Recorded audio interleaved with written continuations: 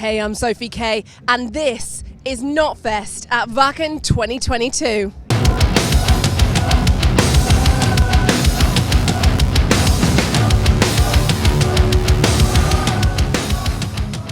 It's Wacken 2022. I'm Sophie K, stood here with Neil Fallon from Clutch. Hello. Hello. Hi. Do you know what I was just saying? I was sat back here in between interviews singing along. Your set sounded amazing. How did it feel? Oh, thank you for saying that. I know the perception, like our perception of a set is usually different from the listener because we can focus on little things. I think it was good. I mean, it was a couple moments where I wasn't too sure of myself, but that's because it was an early set and it kind of crept up quick. But all in all, judging by the crowd, they seemed to have a good time, and that's the whole point, I think.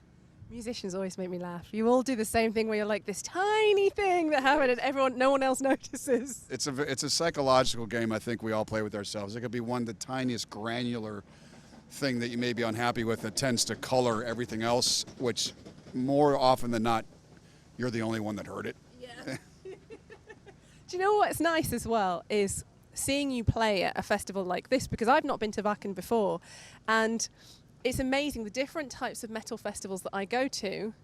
Clutch just always fits so well. You're one of those bands that just fits everywhere, aren't you? Well, thanks for saying that. Yeah, we seem to be able to kind of run the gamut, and I think that's a good thing. I mean, we're not, some people don't consider us heavy metal, and some people don't really consider us, or maybe we're too heavy metal for their rock and roll taste. We just make the music that we want to make, and wherever we're invited to play, we'll happily play. It just seems that we found a home in these kind of festivals. I feel, though, that you're one of those bands that fans really do gravitate towards and have a lot of love for, and it's like you've built this kind of community. There's a real sense of that as well when you go to your shows. Do you feel that on stage? I do. I've seen people that have been coming to our shows for decades. There are people that have met their spouse at our shows that now bring their kids. And that's a pretty cool thing. I mean, it might make you feel a little old, but I mean, and all said and done, that if our music is also a space for people just to kind of like find commonality, that's a little extra goodie on top.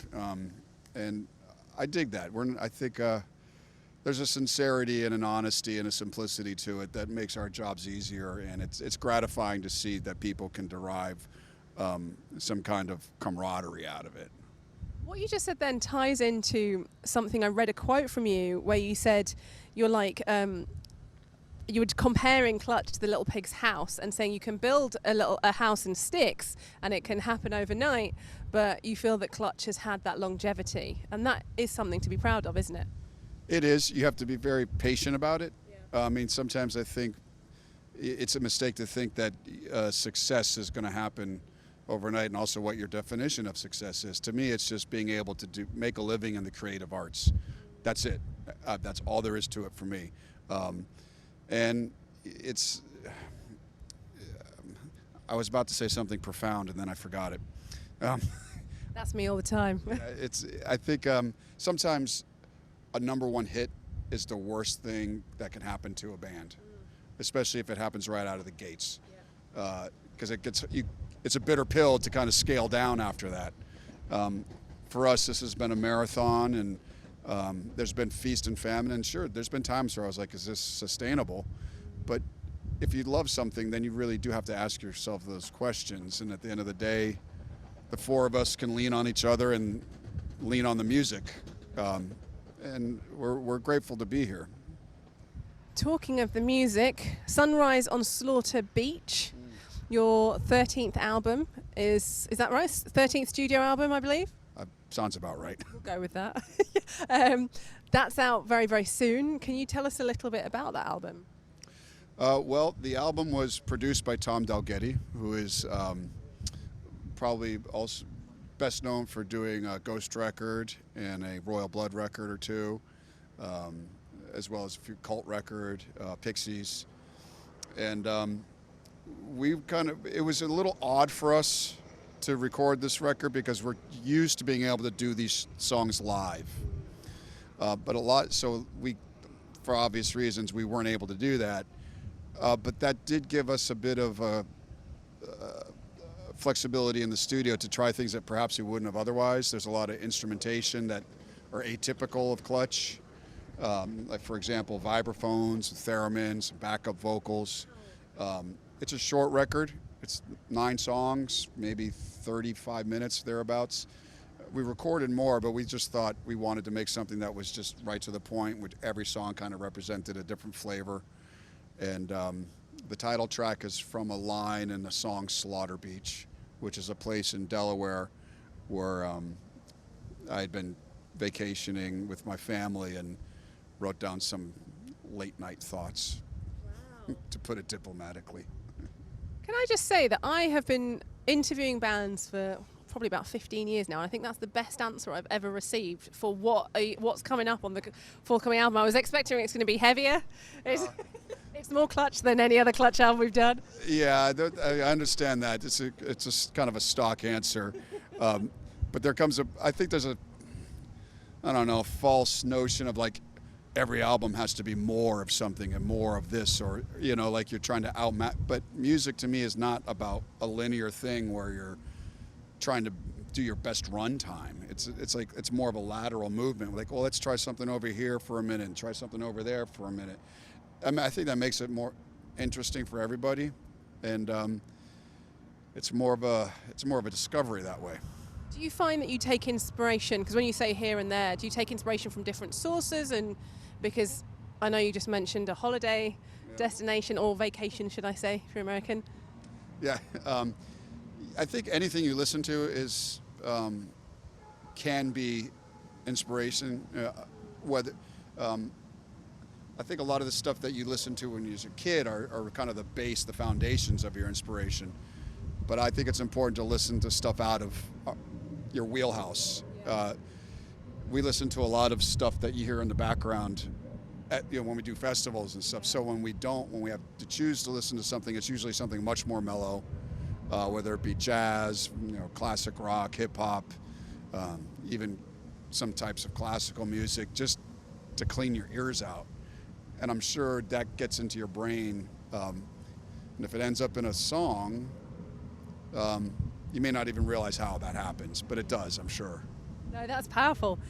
One of the things I did want to ask you is, because you are somebody who studied English literature, if you had to...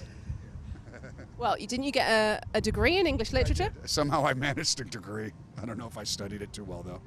I mean, that's a lot further than me. I did performance, which doesn't really count. If you had to pick a book that represented the journey of Clutch, and you're like, that would be the one, which one would it be? Well, that's a toughie. That's a real tough one. Man, you should have given me this question like 3 days ahead of time. Sorry, that is a difference. You can pick a film as well, if you'd rather pick a film, if there's something that comes... I will say, it's... wow. I'm a big Cormac McCarthy fan, and I can't think of a book that is like our analogous, to our career, because one, it's not over, so I don't know how the book ends, so I don't want to choose a shitty ending. But any kind of adventure novel, or coming of age novel. As soon as this interview is over, I'm going to think of the best example. I'll be back there and I'll just expect you to come running through. By the way. Yeah. Are you a film fan as well? Do you watch a lot of films? Not too much. I kind of feel that it's overwhelmed. When I have the free time to watch a film, I usually want to mess around with music. But sure, there's been a couple films recently. I'm not one to binge anything, but... Because I was wondering if you have any hobbies or things that keep you entertained that people might not expect. Or are you just die-hard music all the time, 24/7? Well, there are other types of music that I like. I'm very much... over the past year, since I had a lot of time at home, I kind of really got into modular synthesis as a babe in the woods, because it's really not like anything that we do, because it's very solitary, and I don't understand it at all, and that's why I like it, because it's almost deconstructs my notion of the way music should be. There's a great program called VCV Rack, which is free, which has just been my obsession for the past 9 months. And I like being a father. My son's 12, and that to me, like, that's not time consuming in like a drag kind of way. It's just a ton of fun to manipulate someone's brain for until they're an adult and see what happens. I enjoy, just kind of really, I don't know, run-of-the-mill domestic tranquility. It's not that exciting. See, this is what I love about you and your band, is just you're so humble. It must be, I don't know if you've even seen this, but I don't know if you go on TikTok very much, but you are often referenced as a bit of what's called a thirst trap. So a lot of women, a lot of compliments flying around about the handsome Neil from Clutch. Well, that's very good. How do you feel? Have you seen anything like that? No. No. And it's not because of over the last, I don't know, maybe 7 months, I got rid of social media out of my life. It's been wonderful. Has it? It is, yeah. You sure there are times where I was like, wow, I wish I could see what these guys are talking about over here. Yeah. But when I realized how much time I was spending looking at a phone instead of doing one of the things I was just talking about, is like, wow, this is not a constructive thing. Sure, that is flattering, but I'd rather not know. No, that's fair. That's fair. Well, thank you so much for chatting to us here at Knotfest, and we're so excited about the new album. What else have you got coming up going forward? More dates to look forward to? Yeah, there's a lot of these shows this summer are makeup dates that were booked 3 years ago. We've got a tour in the fall in the U.S. with Quicksand and Helmet and J.D. Pincus, and then we come back to Europe and a lot of UK dates with Tiger Cub and Green Lung, and then come January 1st, we'll probably take a few months off and then reevaluate. Hey, busy times. Thank you so much for chatting to us here at Knotfest. Glad to be busy. Thanks.